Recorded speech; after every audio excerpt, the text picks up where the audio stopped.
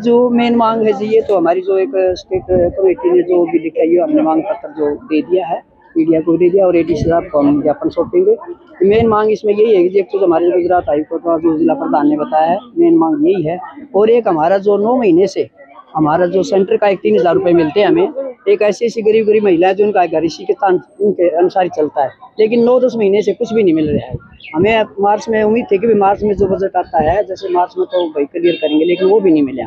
और एक हमारा जो पोषण ट्रैकर का जो काम है, ना तो हमें कोई रिचार्ज का पैसा मिलता है और हमारे पर दबाव बना जाता है। रात को 12 बजे मैसेज डाल देते हैं, 1 बजे मैसेज डाल देते हैं, सुपरवाइजर हमें पूरी परेशान करती है, ड्यूटी में वो पूरी परेशान करती है कि हर जब हमारे पास 1011 से कम रिचार्ज नहीं होता 3 महीने का, तो ये हमारे ना तो रिचार्ज के पैसे देते हैं, हमें खाली फ़ोन दिए गए हैं, वो फ़ोन बिल्कुल चलते नहीं, 3G के थे और काम बिल्कुल चलता नहीं, लेकिन फिर भी हमारे ऊपर पूरा दबाव बना करके हमारे से कहते हैं कि पूरा पोषण ट्रैकर पर काम किया जाए। पूरा एक वर्कर के पास कम से कम 2-3 सेंटर वर्करों का काम है, लेकिन उसके बदले उनको कुछ भी नहीं मिलता। दूसरी वर्कर को अगर एडिशनल चार्ज दिया गया, कम से कम उसका आधा वेतन तो उसको दिया जाए, आधा मानदेय तो उसको दिया जाए, वो भी नहीं मिलता।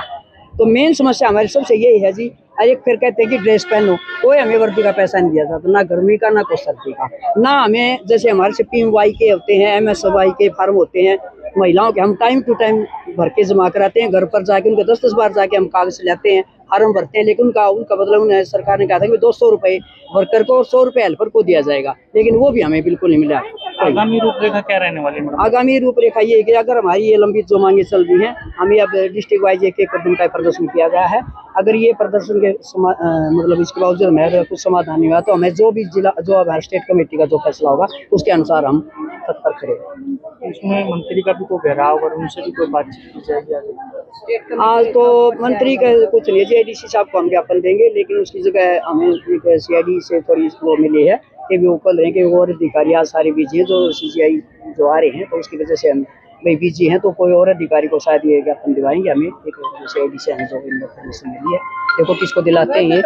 ये स्टेट कमेटी के आह्वान पर है, पूरे हरियाणा में हर डिस्ट्रिक्ट में एक दिन का धरना मतलब है प्रदर्शन, हमने ये निर्णय लिया है जो हमारी काफ़ी समय से लंबित मांगे हैं। एक तो सबसे मुख्य मांग है जो माननीय हाईकोर्ट गुजरात ने वर्कर हेल्पर को परमानेंट सरकारी कर्मचारी बनाने के लिए फैसला दिया था, तो हरियाणा में वो फैसला लागू होना चाहिए। लंबे समय से इसे लड़ाई के लिए लड़ रहे हैं, बावजूद सरकार नहीं सुन रही है। कोई अधिकारियों से कोई बातचीत हुई है? सरकार से कोई बातचीत हुई है? नहीं, सरकार से बातचीत हुई है और अधिकारियों से भी हुई है, वही बस लारे लप्पे, ठोस आश्वासन हमें नहीं मिला। आज किस तरह से विरोध बचाया जा रहा है बातचीत?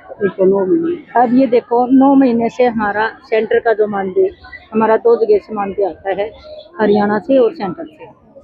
सेंटर का मानदेय हमें पिछले 9 महीने से नहीं मिला। अप्रैल माह में इतने खर्चे बढ़ जाते हैं, किसी का बच्चों के स्कूल की फीस है या फिर किसी ने अपने पूरे साल का गेहूँ लेना है, कुछ भी है, अप्रैल माह खर्चीला माह है, लेकिन इस माह में हमें उम्मीद थी शायद बजट आ जाए, लेकिन आज 23 तारीख हो चुकी, अभी तक हमें इस बारे में मतलब कुछ भी नहीं।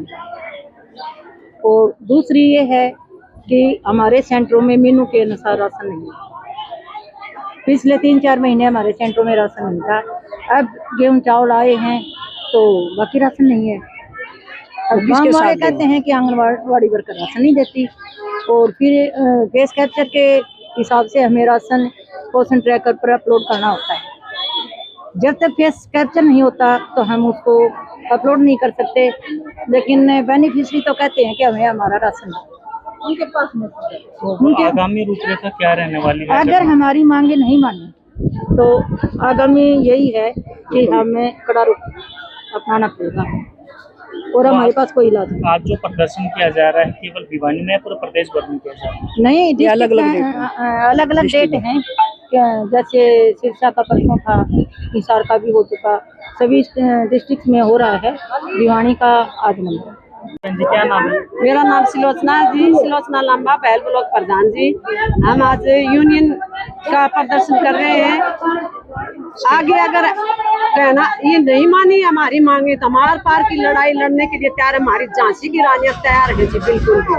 लेकिन जी एक तो और तो सभी बताया दी बात ये रह गई, एक तो राशन आता है जी, ये चॉकलेट आती है, जो भी राशन आता है, जैसे जनवरी में उनकी बनने की तिथि है तो हमारे पास मार्च में डाला गया है, उसकी एक्सपायरी तिथि है 10 अप्रैल में।